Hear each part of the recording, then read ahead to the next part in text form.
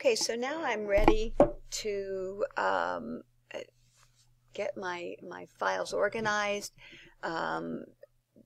get a base map so that I know what I'm going to digitize or create, which data I'm going to create. So we already checked. We saw that all of our tables are empty. The new ones are empty. There are no features, and we want to list by source so that we can make sure that the lines are above the polygons. The parcel, I don't really need to use that right now. The land cover's empty, and I'm going to go ahead and turn all of these off, and I'm going to add a base map, and I'm going to add the world imagery base map, and this may take a little while on the school computers to load, or it may load quickly. So I just want this imagery, and I know one of the things that you can do is you can take a screenshot of imagery in Google Earth and use that, bring that image in. Sometimes those are a little newer or better updated, and actually this has been updated since we used it last term. But so there is my parcel that I'm looking at. My region of interest is that plot of land, and oh, that's too funny.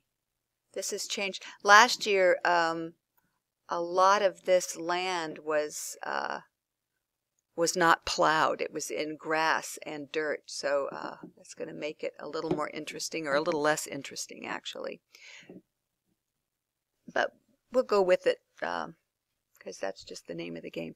So what we want to be able to do is to trace and duplicate all of these features on the landscape and create polygons and lines for them.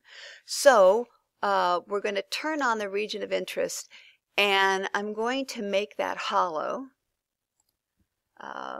Let's see, what color did I say? So it doesn't matter what color to use, but I'm going to use this bright yellow, I think. See if I can see that on there. Yeah, so that's going to help me identify the boundaries of the polygons for this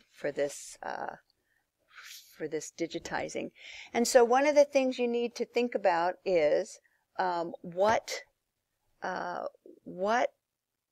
features are you going to be able to collect or identify related to the road type.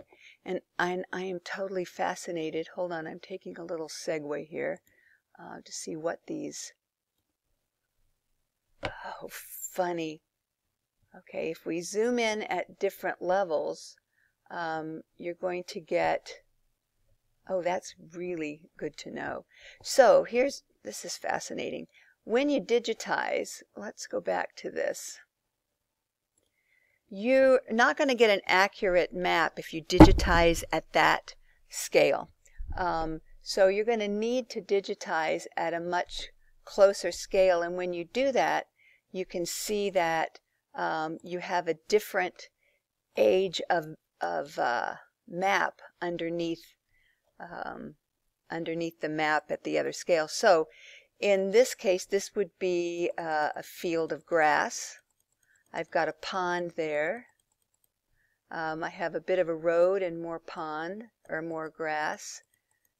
Okay, so this is a plowed field. There's a little forest. I've got more forest on that side. So I'm just trying to identify the land cover that I'm going to need to identify.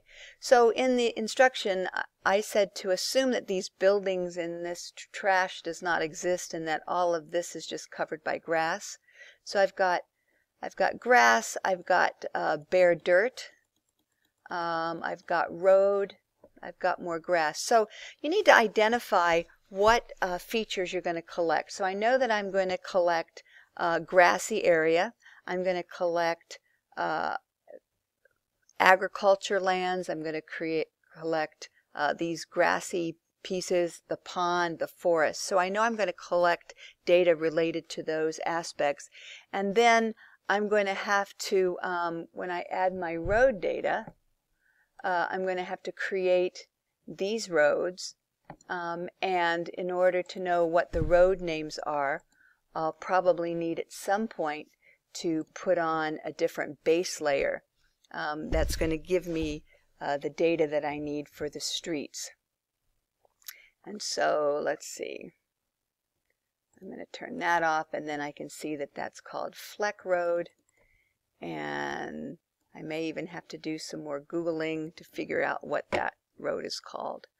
All right, so that is just fascinating. So that this, zoom to layer, where am I? Yeah, so I've got two different resolutions of aerial photos that represent different time periods. This is a newer map, and you can't even get clarity on that because it rescales. So you're going to digitize at about a 1 to 1,000 scale so that you can get the highest resolution of data. And pause that for a minute. So I went into Google Earth and searched for Fleck Road. And so under the Google Earth time series, which is, where is that time series?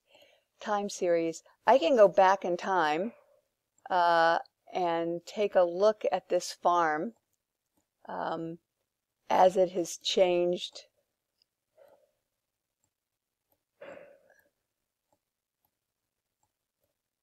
And so the most current image here is 2014. And, oh, that's interesting. I don't think that is on the Esri image at all. So where did the Esri image go? Let's go back to zoom to layer. Let's zoom into here.